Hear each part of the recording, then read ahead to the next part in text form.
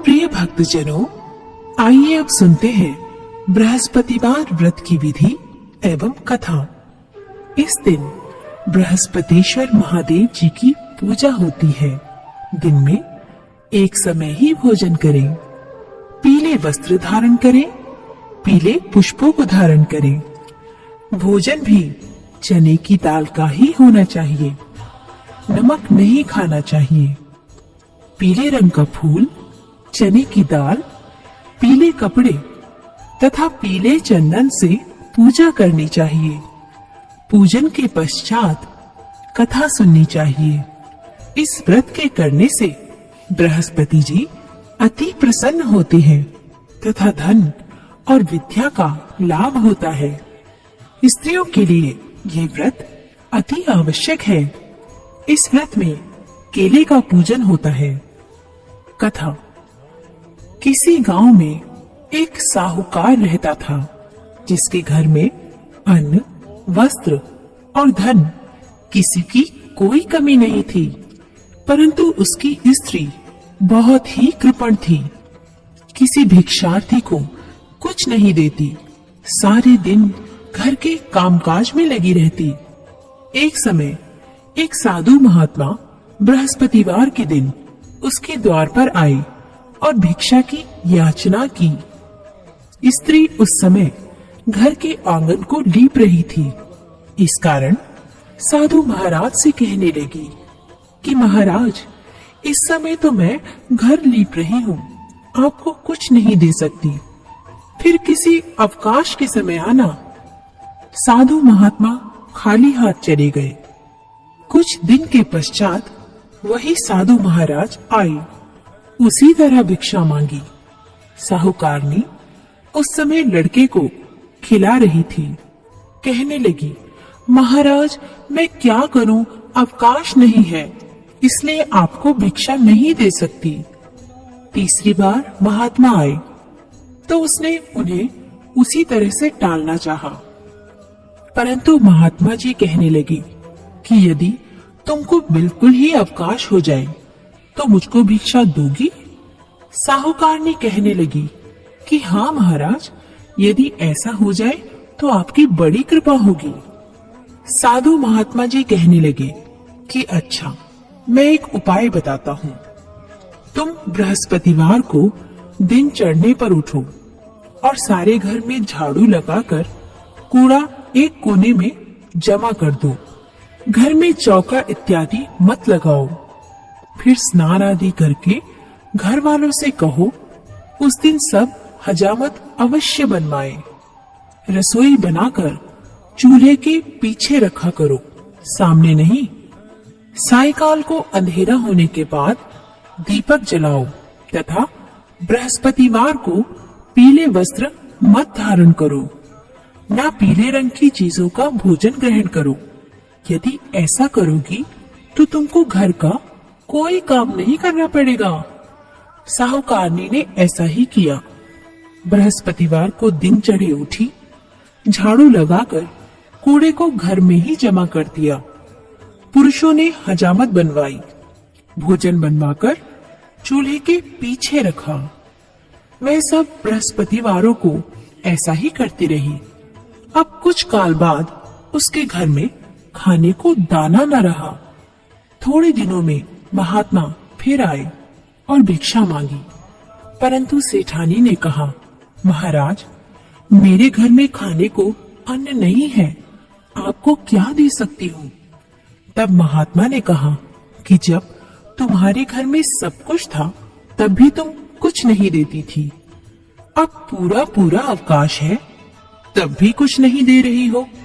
तुम क्या चाहती हो वह कहो। तब सेठानी ने हाथ जोड़कर प्रार्थना की, महाराज, अब कोई ऐसा उपाय बताओ कि मेरे पहले जैसा धन धान्य हो जाए। अब मैं प्रतिज्ञा करती हूँ कि आप जैसा कहेंगे वैसा ही करूंगी।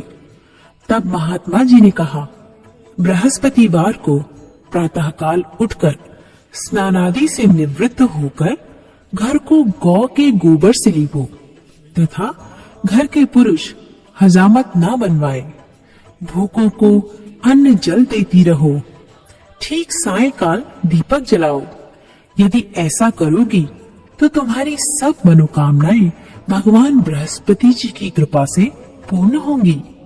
सेठानी ने ऐसा ही किया और उसके घर में धन धान्य वैसा ही हो गया जैसा कि पहले था। इस प्रकार भगवान बृहस्पति जी की कृपा से अनेक प्रकार के सुख भोग कर दीर्घ काल तक जीवित रही।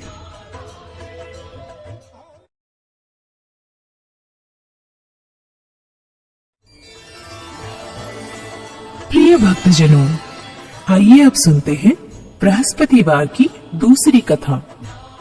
एक दिन इंद्र बड़े अहंकार से अपने सिंहासन पर बैठे थे और बहुत से देवता, ऋषि, गंधर्व, किन्नर आदि सभी सभा में उपस्थित थे।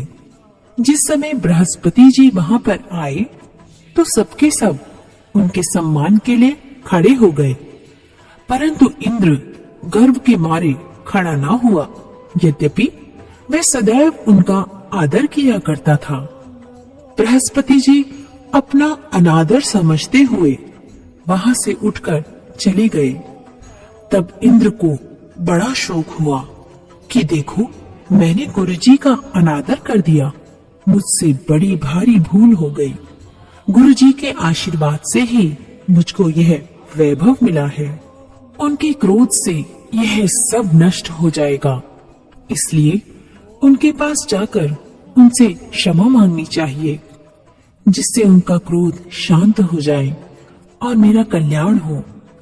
ऐसा विचार कर इंद्र उनके स्थान पर गए। जब बृहस्पति जी ने अपने योग बल से यह जान लिया कि इंद्र क्षमा मांगने के लिए आ रहा है, तब क्रोधवश उनसे भेंट करना उचित ना समझकर अंतर्ध्यान हो गए। जब इंद्र ने बृहस्पति जी को घर पर न देखा, तब निराश होकर लौट आए। जब दैत्यों के राजा वृषवर्मा को यह समाचार विदित हुआ, तो उसने अपने गुरु शुक्राचार्य की आज्ञा से इंद्रपुरी को चारों तरफ से घेर लिया। गुरु की कृपा न होने के कारण देवता हारने व मार खाने लगे। तब उन्होंने ब्रह्मा जी को विनय पूर्वक सब वृतांत सुनाया और कहा कि महाराज, दैत्यों से किसी प्रकार हमें बचाइए। तब ब्रह्मा जी कहने लगे कि तुमने बड़ा अपराध किया है, जो गुरुदेव को क्रोधित किया। अब तुम्हारा कल्याण इसी में हो सकता है। त्वष्टा ब्राह्मण का पुत्र विश्वरूपा बड़ा तपस्वी और ज्ञानी है, उसे अपना पुरोहित बनाओ तो तुम्हारा कल्याण हो सकता है। ये वचन सुनते ही इंद्र त्वष्टा के पास गए और बड़े विनीत भाव से त्वष्टा से कहने लगे कि आप हमारे पुरोहित बनिए, जिससे हमारा कल्याण हो। तब त्वष्टा ने उत्तर दिया कि पुरोहित बनने से तपोबल घट जाता है, परंतु तुम बहुत विनती करते हो, इसलिए मेरा पुत्र विश्वरूपा पुरोहित बनकर तुम्हारी रक्षा करेगा। विश्वरूपा ने पिता की आज्ञा से पुरोहित बनकर ऐसा यत्न किया कि हरि इच्छा से इंद्र वृषवर्मा को युद्ध में जीतकर अपने इंद्रासन पर स्थित हुआ। विश्वरूपा के 3 मुख थे।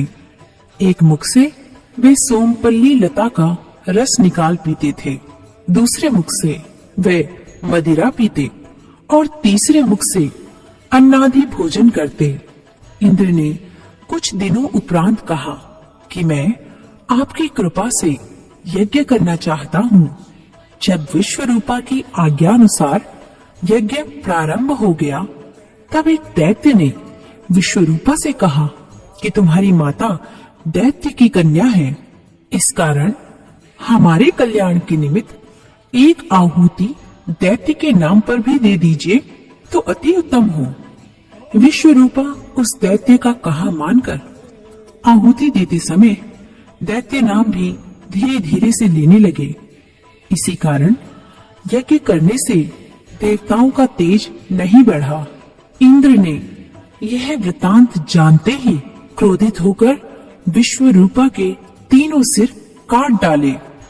मद्यपान करने से भंवरा, सोमपल्ली पीने से कबूतर और अन्न खाने के मुख से तीतर बना। विश्वरूपा के मरते ही इंद्र का स्वरूप ब्रह्म हत्या के प्रभाव से बदल गया। देवताओं के 1 वर्ष पश्चाताप करने पर भी ब्रह्म हत्या का वह पाप न छूटा, तो सब देवताओं के प्रार्थना करने पर ब्रह्मा जी बृहस्पति जी के सहित वहां गए। उस ब्रह्म हत्या के 4 भाग किए, उनमें से 1 भाग पृथ्वी को दिया। इसी कारण कहीं कहीं धरती ऊंची नीची और बीज बोने के लायक भी नहीं होती। साथ ही ब्रह्मा जी ने यह वरदान दिया, जहाँ पृथ्वी में गड्ढा होगा, कुछ समय पाकर स्वयं भर जाएगा। दूसरा वृक्षों को दिया, जिससे उनमें से गोंद बनकर बहता है। इस कारण गूगल के अतिरिक्त सब गोंद अशुद्ध समझे जाते हैं। वृक्षों को यह वरदान दिया कि ऊपर से सूख जाने पर जड़ फिर फूट जाती है। तीसरा भाग स्त्रियों को दिया। इसी कारण स्त्रियां हर महीने रजस्वला होकर पहले दिन चांडालनी, दूसरे दिन ब्रह्मघातिनी, तीसरे दिन धोबिन के समान रहकर चौथे दिन शुद्ध होती हैं और संतान प्राप्ति का उनको वरदान दिया। चौथा भाग जल को दिया, जिससे फेन और सिवाल आदि जल के ऊपर आ जाते हैं। जल को यह वरदान मिला कि जिस चीज में डाला जाएगा वह बोझ में बढ़ जाएगी। इस प्रकार इंद्र को ब्रह्म हत्या के पाप से मुक्त किया। जो मनुष्य इस कथा को पढ़ता या सुनता है, उसके सब पाप बृहस्पति जी महाराज की कृपा से नष्ट होते हैं।